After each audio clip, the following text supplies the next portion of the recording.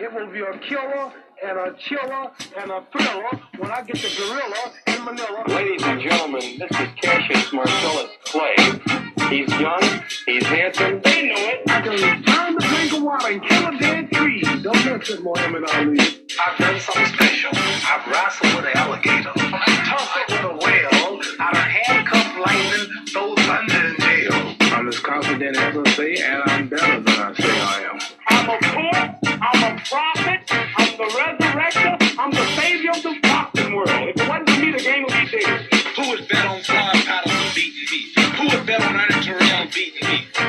I told you I was floating like a butterfly and stinging like a bee. I'm gonna float like a butterfly and sting like a bee. His hands can't hit what his eyes can't see. Last week I murdered a rock, hinges of stone, hospitalized a brick. I'm so mean I make medicine sick. I'm young, I'm handsome, I'm fast, I'm pretty, and can't possibly be beat. I told you, I'm the real champion. I told you, I'm the champion of the world. All of it all. He will be mine in around 9, and if he makes me sore, I'll cut it to 4. Thank you very much. If that don't do, we'll get him in 2. If he runs, we'll get him in 1. And in your heart, you know I'm right. Well, my resolutions are to become the youngest heavyweight champion in history. That's nothing new to my man. All right, so that's funny listening a few days ago. Good morning, good morning, good morning, good morning, good morning, good morning, good morning. Welcome to the Inner City Wake Up Call.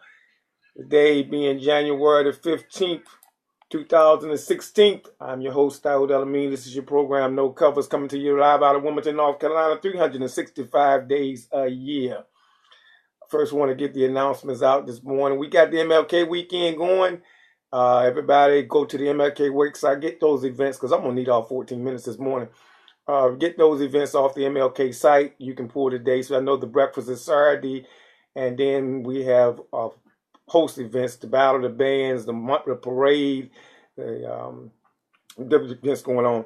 Then on Monday night, after of the weekend, Monday night, there is an event at the 1310 Dock Street. That's Advanced Youth Outreach at 1310 Dock Street. He's calling it a family event. Be doing some movies, hidden colors, some speeches, but he wants you to bring the family out. Go over there to 1310 Dock Street and see Vance Williams' new center. It's a social resource center for the youth. It's going to be something positive in the neighborhood. Go over there and visit and support Brother Vance Williams on this weekend. Now, I call this tape the rebuttal. And so I want to be clear. First of all, let me apologize to anyone that I offended with my first tape or writing of, I'm going to say, lazy black men. I promised Mr. James Hankins that I was going to work on my language. So my use of the word was wrong because I promised Mr. Hankins I was going to work on my language. But I was trying to get a point. I was trying to make an attention. I wanted us to read. And what I did find out is that a lot of us do not read. So I want to apologize to anyone that I offended for my commentary last week. It wasn't a wake-up call. It was something I did extra outside of the inner city wake-up call, if you check the videotapes. But it seems like the 3 or 4 minute or 8-minute videotape got out without reading the 881 word post. That post took about 3 days to write, and it was 881 words measured correctly. I took my time in writing and knew exactly what I was saying and knew the audience I was trying to reach. And that was black men. We had a 16-year-old and a 14-year-old die in this city. And what I saw was a majority, not all, but a majority of black men sitting on their hands, sitting on the sideline, doing absolutely nothing but talking. Going back home to the same women, some their wives, some their girlfriends, going back home to their same mothers, and looking at their own children and not responding the way we should have responded in a city of black people making about 39,000, 36,000 black people, making about 12 to 13% of the population. and we respond very weak. It sends a signal out to our young men that this is acceptable behavior, and my intent was only to rise the consciousness of those men who were sitting and not offend any of the men that were actually working. What surprised me, however, was the fact that most of the emails that I received about the video, about the 81-word post from black men were very positive. It was black females who inboxed me or posted or sent comments that they were very disencouraged, very upset that I would post such a post. If I offended you as black women, if I offended you talking about your men, that I apologize for. However, I will not take it back. And the reason is because I've been doing this work some 27 years. You go find a sister named Zelta Elamine, and you go find her and ask her about our young son, who rode in the back seat of a car with us some 20-something years ago, when 2 black women were attacked in Newport News, Virginia, and nothing was done about it.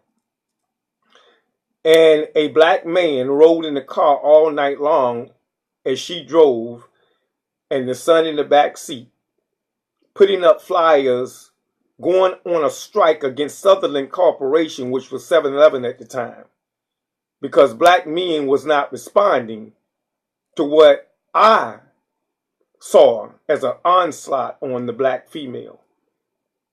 So this is nothing new, me going after corporations or going after black men.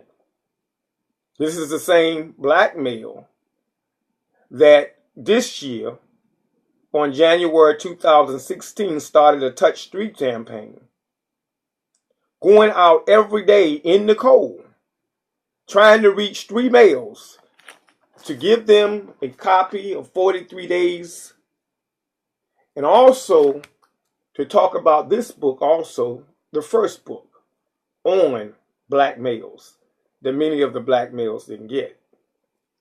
So it was surprising to see the response from the videotape, when if you go back and read the 881-word response, it was a response to Dr. Umar Johnson's commentary. And I stated at the beginning, I'm not trying to be an expert or trying to debate with Dr. Umar. I love Dr. Umar Johnson. Dr. Umar Johnson is the new Kwanzaa Kunjufu of the study of black males. Most of what I got in this book came from a lot of his research from Dr. Umar Johnson. As a student of psychology, I admire him, so it wasn't to debate him. It was, however, saying that the knowledge, if you had listened to the videotape first, the knowledge that was given in that 2-minute segment taken out of a 34-minute tape was too dangerous to give to a population who are sitting at home on their hands playing Xbox, playing footsies, playing smoke weed, playing drinking. I know, been there. When there's a war all day long that needs to be addressed.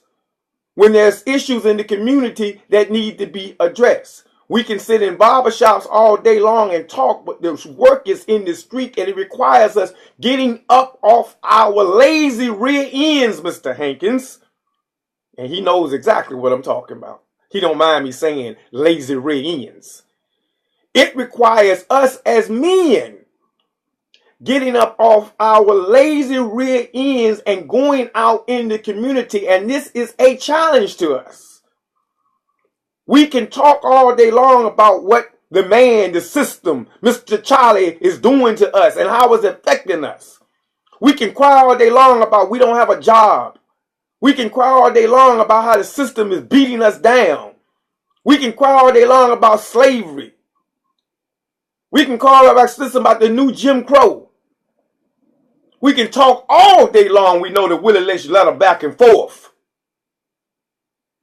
But when it comes to us getting something tangible, some of this that's ours, something that's due us, we have a problem coming together with one another to formulate a plan to beat our own enemy. And that's the enemy really within ourselves. Because I'm telling you here today, this man, this system, this government, this human being, whatever you want to call it, has no power over you other than the power that you give him. There is nothing, I tell these young men every day, nothing that you can't accomplish if you want it bad enough. The same black men I'm talking about have walked 16 miles for a woman. Late night when daddy gone. We'll find a way to get in the window if we got to. We got every game, every line there is to get that. But to go to a man on the job and convince him that I'm the best qualified person to get that job so I can go get that job and put some money in the house so she can come off the job and do what she needs to do in the home. Not necessarily that's where she needs to be, but if there's children they need caring for, taken care of, and we sending them off, letting somebody else educate them all day long when we can do it ourselves. But we'll go let her slave all day long and drive the cars all day long. I know exactly what I was saying. And sisters, I wasn't trying to offend you, man. I was really trying to help you. Because if we and men do our job, you can have all that education and the money to yourself. And build a better community. You can keep the education.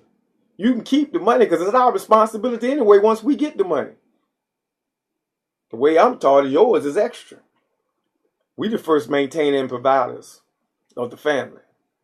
And then everything you make becomes extra. It helps the situation. It helps us grow. That's time. That's news for another subject. But sisters, I apologize if I offended any of you. It was my intent. I love black men.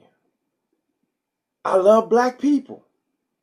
And I want to see us as a community grow. And sometimes it takes a switch. At work, I have a joke at work. I have a little switch that I carry.